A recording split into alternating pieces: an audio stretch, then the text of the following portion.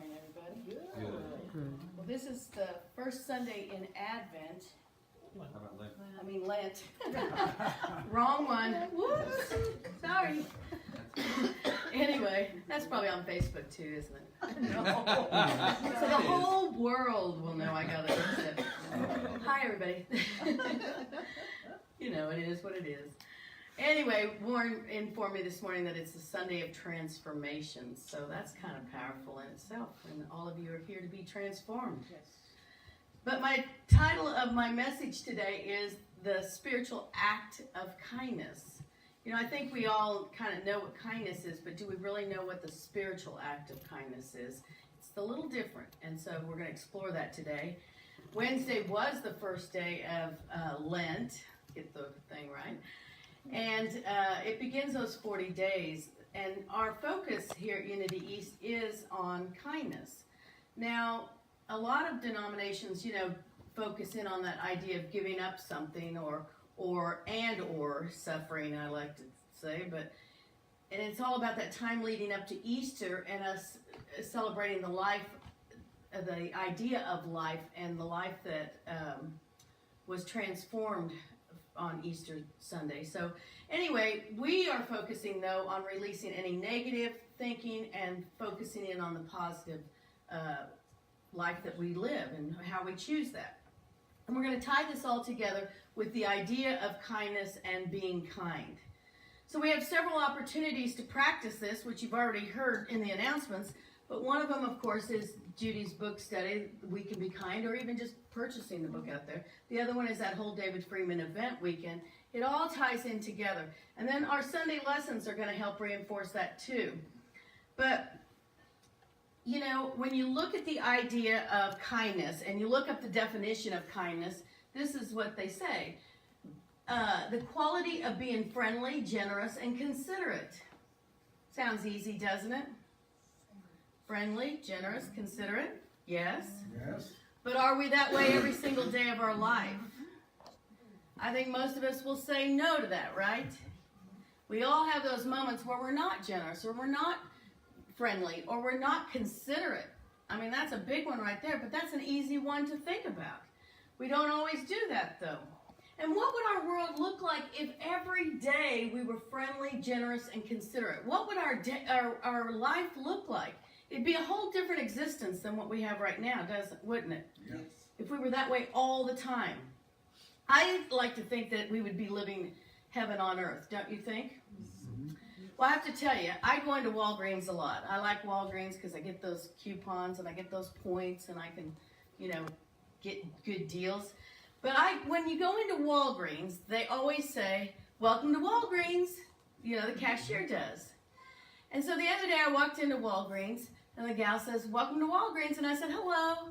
And I went right over to the makeup, which is real close to that front counter. And I was exploring something on the, well, eyebrow pencil, if you really must know. But I was exploring the different brands and checking out. I wanted something new and wanted something that would be the right color, blah, blah, blah.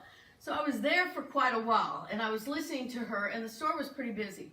And so every time somebody come in, "Welcome to Walgreens," nothing. She did this over and over and over, and nobody was responding.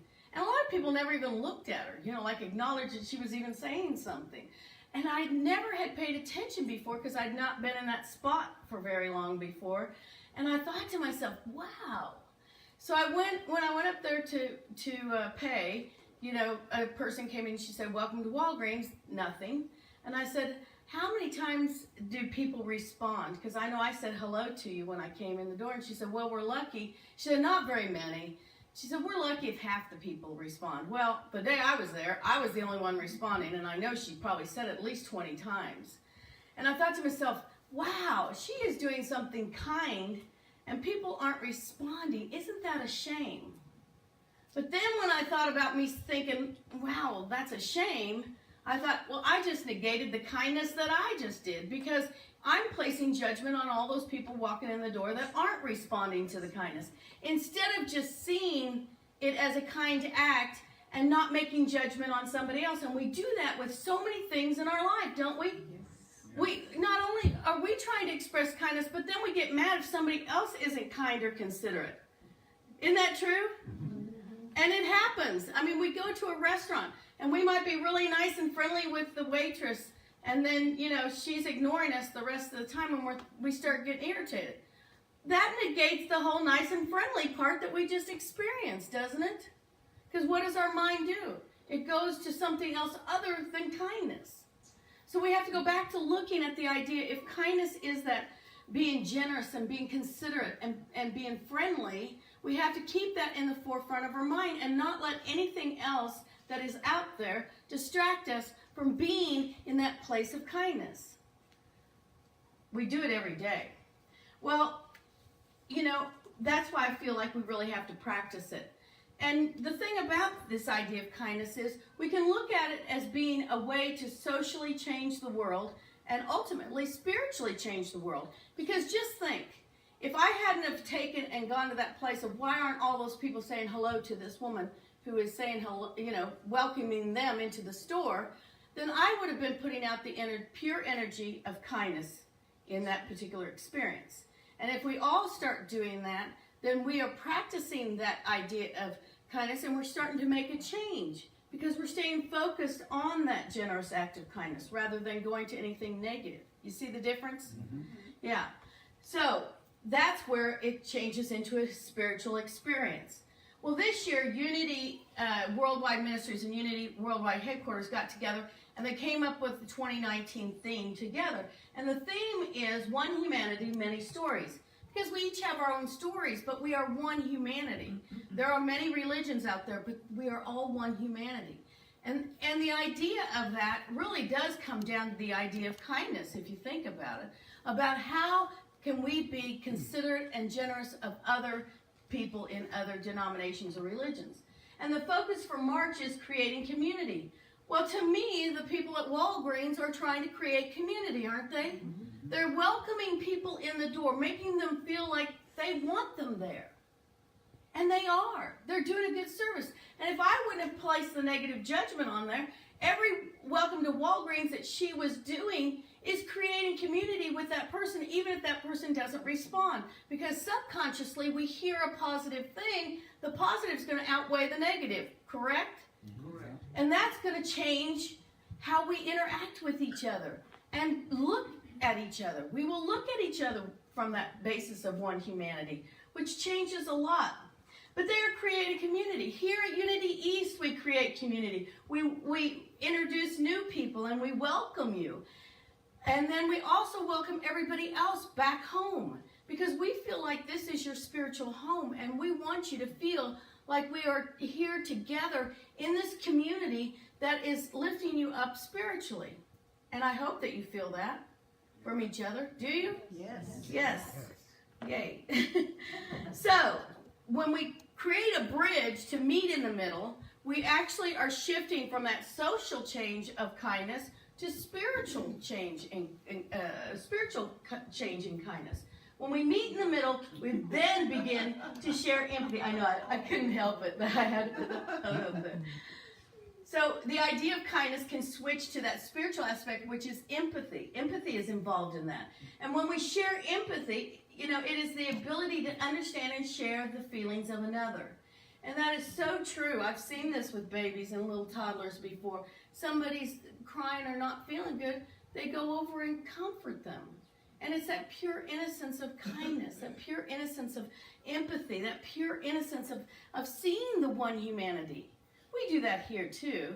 I mean, Unity people are great about that. Picking up somebody's energy and saying, oh, that person needs a hug. Or that person just needs me to listen. Or that person just needs a smile. You know, and so it's a good thing. But we move into that space of empathy, which is a spiritual aspect, which changes kindness from being a social thing to that spiritual. It's a shift. And what we need to remember is that no act of kindness, no matter how small, ever goes unnoticed. No act of kindness, no matter how small, will ever go unnoticed. Even saying hello to the woman at Walgreens that's saying welcome to Walgreens is an act of kindness that will not go unnoticed. Saying hello to anybody is an act of kindness. So, how many of you have ever done a random act of kindness before? Yeah, I'm sure all of us have. I have some ideas here, some that I pulled off the internet, of course, but I thought we could read them together. Let's read them. Leave money on a vending machine for someone. Bake cookies for a friend. Give a meal for a homeless person. It should have been to a homeless person. Help out at school. Pick up litter. Let someone go in front of you in line. Give a stranger a compliment. Make dinner for a family in need. Willingly do a favor for someone. Buy flowers to hand out on the street. Leave letters of encouragement on people's cars. Have you done any of those that are on this list? Yes? Good. That's excellent. I mean, and it's so cool when you do that, don't you? It makes you feel good, doesn't it? And the thing is, have you ever been a recipient of a random act of kindness? Has anybody ever done a random act of kindness to you? It's great, isn't it? I've had people in the line pay for me. That's what happened to me the first time I ever had one that was just random like that, was somebody paid for my thing in the McDonald's drive-through lane. Of course, that particular day I only got a drink and like a biscuit, and I was like, darn, no, just kidding. Just kidding, no. I was grateful. I really was grateful. And that's where we have to be, because it can be surprising when you get a random act of kindness, or even doing a random act of kindness. Sometimes I've done things and then, not told the person. Warren and I, we used to take the kids out every blue moon and to a nice restaurant, like a 5-star restaurant in Kansas City, and Wichita too. But whenever we go, Warren would always tell the waiter he was going to pay for somebody else's table. And the kids, we'd tell the kids you can't say anything or do anything or look at them or anything. And one time, this one particular place, we went to Ruth Chris's, that steakhouse, which is really high dollar place. And this couple was having their anniversary, and it was just so sweet. Warren goes, I'm going to pay for their dinner. I was like, okay. So he pays for their dinner, and the kids are just sitting there just dying, wanting to tell them, because the people started going, well, who paid for it? Who paid for it? And the waiter's going, I can't tell you. And they're just looking all around, beaming, wanting to say thank you, And they almost stood up and just said thank you, but they were just like, thank you to whoever did this. And the kids are sitting there just going like this. But it was the coolest thing, because afterwards they came out and they were like, that was so much fun not to tell them when they were trying to figure it out. And I said, that is pure kindness. That is that energy of kindness you feel inside. And when they had that experience, it really was a spiritual experience for them. And it can be powerful to do something for someone that they don't even know you're doing it. Anyway, but I love this about Princess Diana, because she wrote this phrase: carry out a random act of kindness with no expectation of reward, safe in the knowledge that one day someone might do the same for you. And that's the idea of abundance and the unlimitedness of goodness that there is in the world. We don't have to do a random act of kindness thinking that somebody else is going to pay us back with one. But we also can know that whatever good we're putting out there, we open up a pathway for good to come back to us, however that may come. And we have to be in that state of mind, or else we're going to be like I was at Walgreens, expecting everybody to come in the door to say hello, which is not the way to spread kindness from a spiritual aspect. So, I think this phrase even is a spiritual act of kindness. It's putting us in that idea of a spiritual act of kindness. So when we can be kind and do things without expectations, it changes everything. And really what it's doing is lifting us to a higher level of consciousness. And with every time we do that, we're lifting ourselves higher and higher. And what happens when we start lifting ourselves higher in consciousnness? Huh? This everyone else. It affects everyone. Yes, it affects everyone. It's almost like this rubber band effect, I like to say, because if we're lifting ourselves up in consciousness, we're all tethered together, and it's like you're pulling other people up into that same level of consciousness, not to like levels like this, but that expansiveness of being in a new place and coming from a spiritual aspect of ourselves. Make sense? Yeah. Yeah. So, several people have given me brooches, and I don't have one on today because I changed what I was going to wear. And I'm so grateful because I love brooches, and I have some vintage ones that were Warren's grandmother's. But, they're neat little pins. And last week, VJ was here, and she was sitting next to Dr. Barbara, and she had this beautiful pin on and brooch on. And I said to her, oh my gosh, that brooch is just stunning. I really like it. And I said, I'm a brooch girl too. I just think they're really cool. And she just reaches up and starts undoing it, and she takes it off, and she goes to give it to me.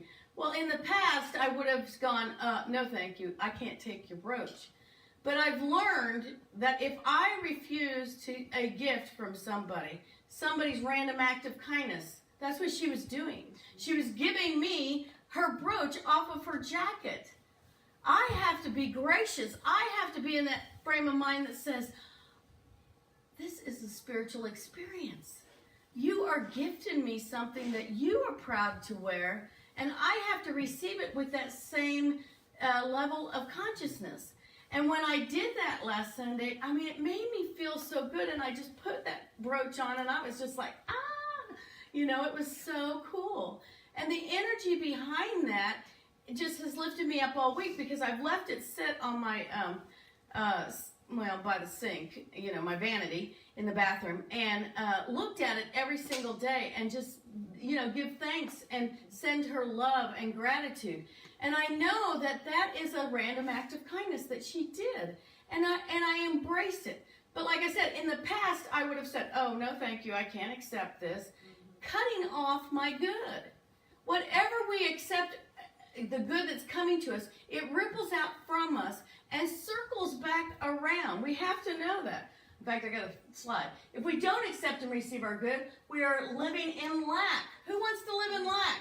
Not me. Anybody out there? Just checking. We are cutting ourselves off from the flow of abundance that will ripple out from us and circle back to us. We think about the skips of rock across the water, but I love this photo because the ripples are going out, interconnecting with someone else, and it's rebounding back to you in that flow of that energy of God. So, when we get in that place where we are accepting and we give and we receive, we are going to receive all the good that is out there. The divine ideas, divine order of things, all these 12 powers activated in our lives, that's what lifting up to a higher consciousness is all about. It's about seeing and being in that place where you are activating the natural gifts that are within you that bring about a change for you. If we can be kind to ourselves, kindness will overflow through us and through every act of kindness we share. If we are activating those 12 powers, if we are seeing the divine ideas, if we are in that level of consciousness that's going to make a difference, then guess what? It is going to go out and it's going to work like that pay it forward. And it is definitely that pay it forward kind of energy. Because you will naturally be in that state of mind that you'll be able to give the brooch off. Maybe that was your favorite brooch. You'll be able to give that brooch off your jacket to someone else, knowing that they can enjoy it too. You'll be willing to do all kinds of random acts of kindness. I was reading this thing the other day about something to do for Lent, and they said take a bag, and every day put one thing in there that you no longer use or need or whatever, okay? So, it could be anything. But just put it in that bag and put one in there every day for the 40 days of Lent. And I thought that's kind of a cool idea. And then at the end of the 40 days, give it away to somebody. If it's stuff that somebody else can enjoy, give it to them, or give it to Goodwill, or give it to Salvation Army, or whoever. But give it away, because once you release it, then you're opening up a vortex for good to come rushing through. And that's exactly what random acts of kindness are. You are giving of yourself so that good can come through you and back around to you. So it's that pay it forward kind of energy. And I thought that was kind of a neat idea. And I thought to myself, you know what? We could probably do that all year long. Like every day, take something and put it in that bag. And what you do then, you no longer have all that stuff that you forget that you even have, or that clutter that you're not sure what to do with, or those items that are back in your closet that you've never worn for 3 years, whatever. I mean, I just thought to myself, that sounds like a brilliant idea, and what an easy way to start releasing. Because we have a hard time when somebody says, go in there and clean your room, right? We don't want to do that. He's like, no, I can't get rid of that. I might need that. Anyway, I like to say, do good, see good, and be good, because that's what it puts you into, that frame of mind. Fillmore wrote this, which I think are powerful words for us to think about. God is kindness. God is love. Loving kindness is a word of rare compound. I think loving kindness is the spiritual act of kindness. When we can be loving kindness in expression, we are in that state of the spiritual act of kindness, aren't we? And so from Psalms 23:6, surely goodness and loving kindness shall follow me all the days of my life. Who doesn't want that?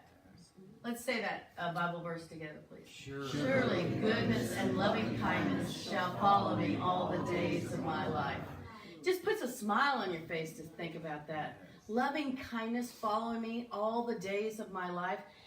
That takes us back to that idea of living from kindness, being that generous and kind and loving person that goes forth. Living from that. It's got to make a difference in the world. We see people all the time demonstrate kindness, though. I like to, the thing is, like, I usually think about turning on the TV sometimes right before if I'm at home, like on Monday or something, right before we have to go get the boys. And we go get the boys at 4 o'clock, and maybe it's when I get back, because I don't remember what time she gets done. But Ellen, her show ends, I thought at 4, but is it 5? I don't know. Anyway, at the end of her show, it seems like I always click it on when it's the end of her show. And she always says, be kind to one another. And I thought to myself, think about that. How many people watch her show? How many people are getting that message? Whether they know it or not, subliminally, that's going to make them think about being kind.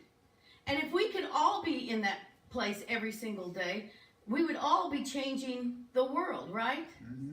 So I really like that there are people out there actually saying to be kind to one another. The quote from Diane, Princess Diana. I can say it. Anyway, this is from Plato. Oh, there's Ellen. Sorry. Plato once wrote, kindness is more than deeds. It is an attitude, an expression, a look, a touch. It is anything that lifts another person. We always, we had that list of things to do that are kindness acts, but it doesn't have to be anything tangible. Sometimes it's just that kind word we say. Sometimes it's just the hello to the person at Walgreens. Sometimes it's just that smile. Sometimes it's just like somebody's venting to you and you're thinking, oh, wow, this person's upset.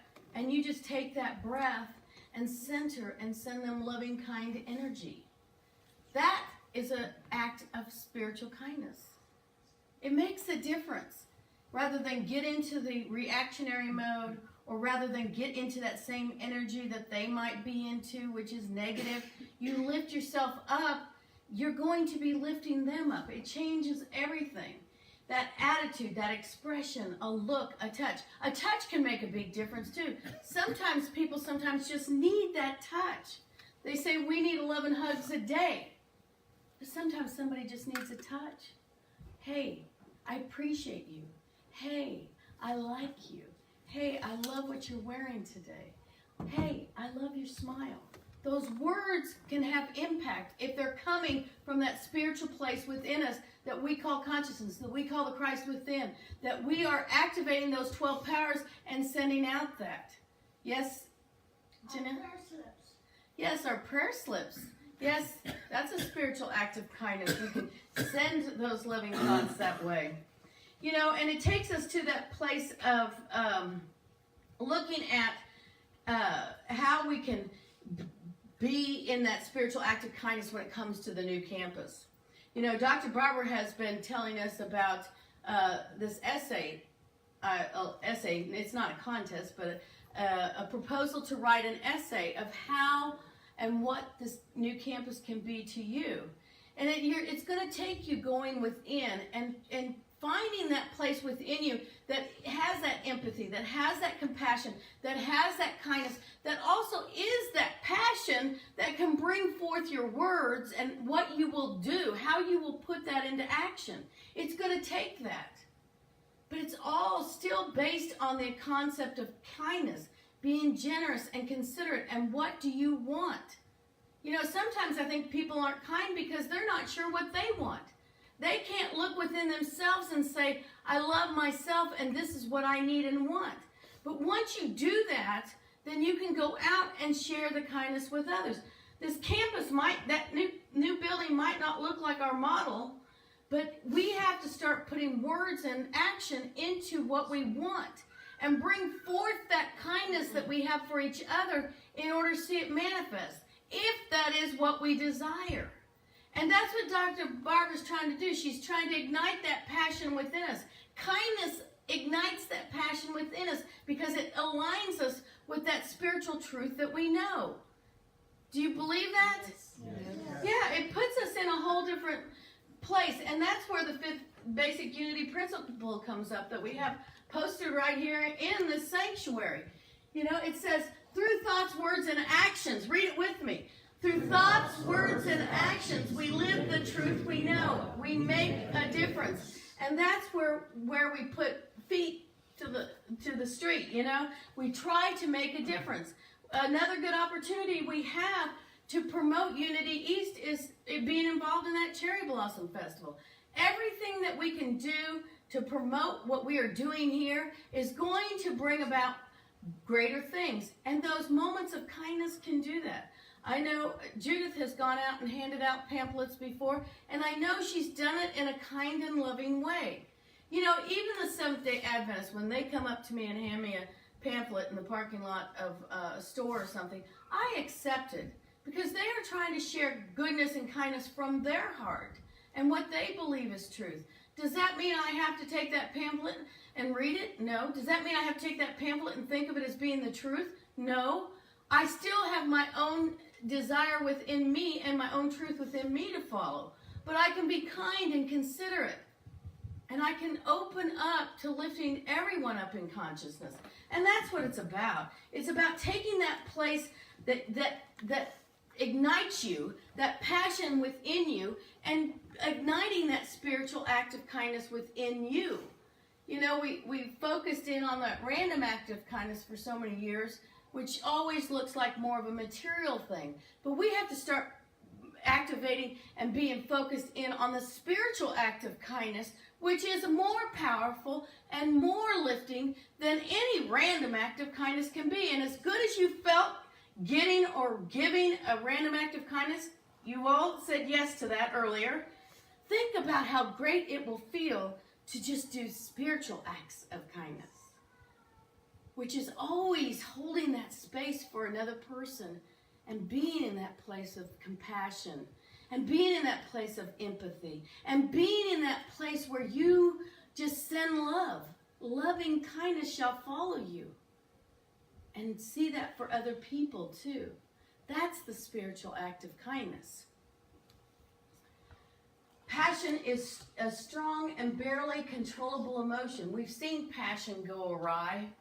You know, people let their passion get all crazy. But when we align passion with truth, it's like igniting a fire within our soul, within our heart. It changes so much. I love this because we can use our passion to do an act of kindness because every act of kindness grows the spirit and strengthens the soul. That's what this fire does. It grows the spirit and strengthens the soul. Think about that. And bring that forth in everything that you do. Bring it forth for us to see this new campus come to life. bring it forth to bring forth your vision and put it on a piece of paper. There's not going to be any grading done on that thing. It's just going to be sharing the passion from your heart of what you want to do for Unity East of Atlanta and your spiritual community. What you're willing to do. And why would we want to do this? Well, Rumi, who's a 13th century scholar and a Persian poet and a Sufi, he said, when we practice loving kindness and compassion, we are the first ones to profit. Isn't that true? Yep. Yeah. Which takes me back to the idea of giving and receiving. You know, sometimes we do something nice and we might say, oh, this will come back to me. If I do this nice thing, it's going to come back to me because I know that's the way the universe works. You know, we say that. But you know what? We should have just realized that the moment we do that thing that is good, that's the benefit right there. Whatever we do that is good, we have already received the reward because we have switched from thinking, give me, to the idea that all is there for all of us to share, that we are gracious and generous and loving kindness is oozing from us. And in that moment, we feel it from within. That's activating our soul and our spirit, and we know that we have been blessed. That's where we have to focus. You got that? Yep. We don't have to think that we have to do it to reward. We already got the reward. The reward is within us. Realizing that we have this power to be able to do this. I love it. I love that, don't you? That the reward is within. So I invite you to take these next 40 days of Lent and ignite your passion through the spiritual act of kindness. Thank you for being here today. God bless you.